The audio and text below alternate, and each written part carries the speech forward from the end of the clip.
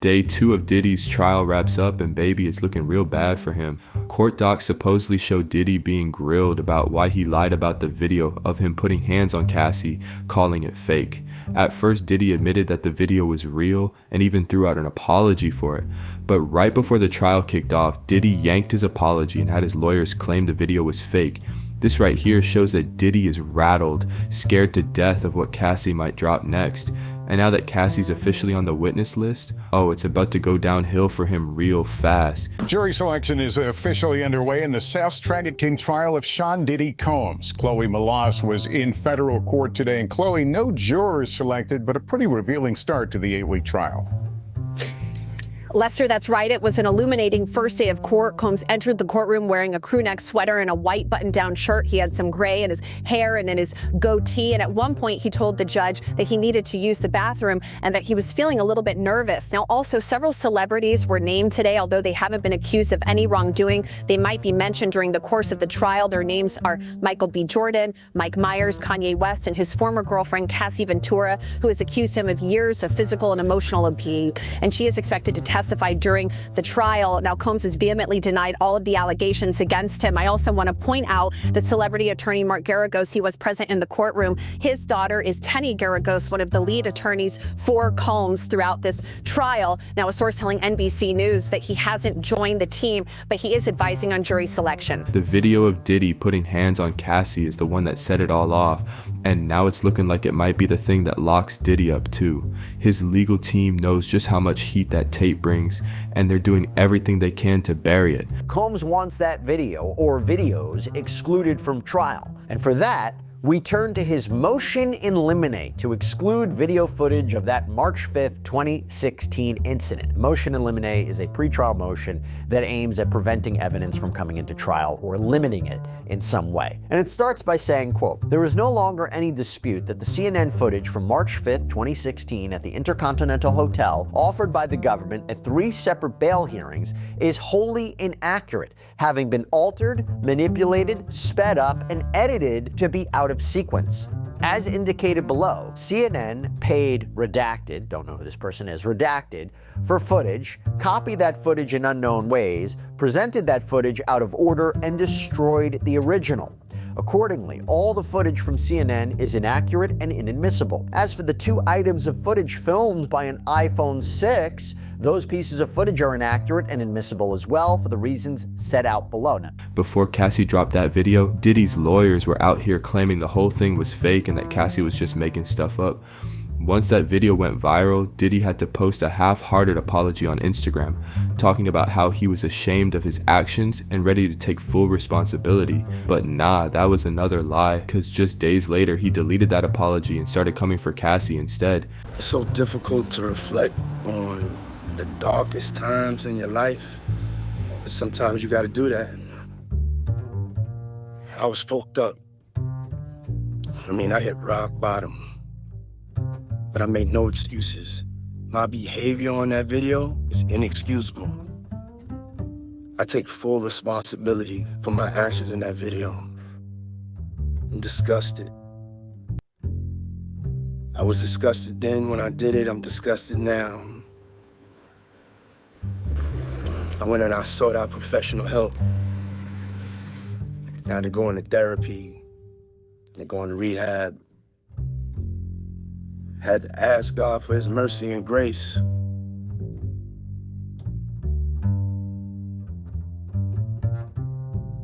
I'm so sorry. But I'm committed to be a better man each and every day. I'm not asking for forgiveness. I'm truly sorry.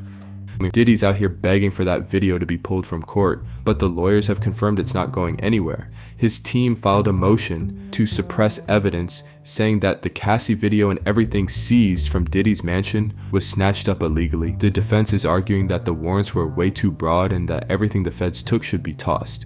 Combs' request from the court is to hold a hearing, and at this hearing, Combs explains that his team wants to call a forensic video analysis named Connor McCord to show that this video evidence is inaccurate. Sean Combs' defense team argues the videos are unreliable, that they would unfairly confuse and mislead the jury, that they would be more prejudicial to Combs than it would provide any kind of relevant or probative value for the prosecution's case. They write, quote, "If a picture is worth 1,000 words, a video is worth a number well over the court's word limit." Again, the basic argument from Combs and his team is that CNN heavily and deceptively edited the video and turned about 10.5 minutes of footage into a 48-second, quote, out-of-order clip that ended with Combs appearing to drag redacted, again, we believe that to be Cassandra Ventura, to a hotel room. And they argue that this painted the rapper and the music mogul in the worst possible light for the world to see. And as they previously incorrectly mentioned, prosecutors relied on this tape in prior bail hearings to support their argument that Combs shouldn't be released pre-trial. Everybody who helped Diddy sweep his dirt under the rug, including the hotel staff he bought off, needs to be locked up too. These people enabled Diddy's mess, and if it wasn't for them, he wouldn't have been able to hurt so many folks. The celebrities at his parties who saw the crimes going down and stayed quiet, they just as guilty as Diddy. Now to Sean Diddy Combs, looking to suppress evidence in his federal trial. Senior investigative correspondent Aaron Katersky is back with the story. Good morning again, Aaron. And to you, Michael. You'll remember federal agents from Homeland Security investigations were hardly shy when they raided Sean Combs' opulent homes in Los Angeles and Miami, guns drawn. The jailed music mogul now argues those searches and other searches of his iCloud accounts, electronic devices, and New York City hotel room following his arrest were unconstitutional. His lawyers argue evidence obtained through those searches must be suppressed. Diddy's lawyers say the government presented a grossly distorted picture of reality when applying for the search warrants, omitting certain facts and including salacious details from an unnamed producer that were never credible. Combs has pleaded not guilty to racketeering, conspiracy, sex trafficking, and prostitution charges. The defense is also arguing here his ex-girlfriend, Cassie Ventura, was a willing participant in drug-fueled sex performances called freak-offs, not coerced, as prosecutors allege. This latest challenge to his case comes 3 months before trial, and as Combs loses one of his attorneys, Anthony Rico says under no circumstances can he continue to represent Combs. He offered no details about that decision, Robin. Okay. Our thanks to you, Aaron. This mess has been building for years. Back in 2018, Diddy's alleged sex slave, Jonathan Auty, spilled the tea that Diddy was pimping out Cassie to other men, but no one took him seriously. When I looked at that thing, to be honest, I thought that the people who was watching it, because you know at those hotels, they have security personnel that watch that stuff. And if they didn't call the police, they should be in jail. I don't care what nobody say. You know, whoever watched that tape and didn't submit that to the authorities, they should be brought up on charges.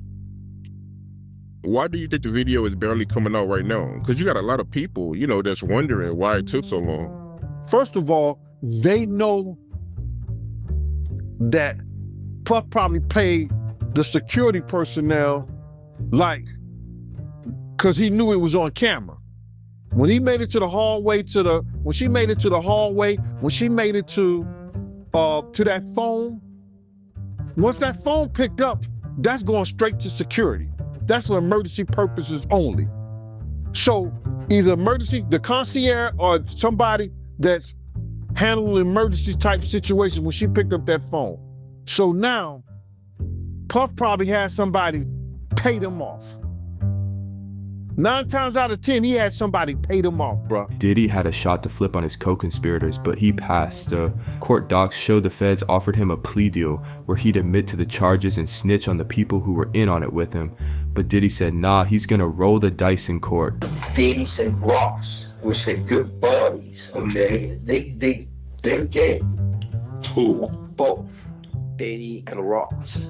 And Khaled. They're all gay. DJ Khaled, Rick Rod, and P. Diddy, they all gay? Got it. Khaled is a Hamas supporter. What was a who supporter? Hamas. Yeah. Sorry, I said it wrong. No, Hamas supporter. I had sex with Cassie and Sean.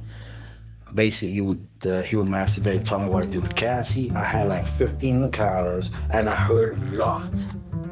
hidden in plain sight. It's in I think I see what you're saying. Okay, how do I know this? Yeah, that's what I want to know. How do you know this? Do you know Sean Combs? Jury selection's going down right now. Monday and Tuesday, the judge pulled 35 potential jurors. Later, they're going to add a few more until they've got a pool of 45 jurors ready for the 2-month trial.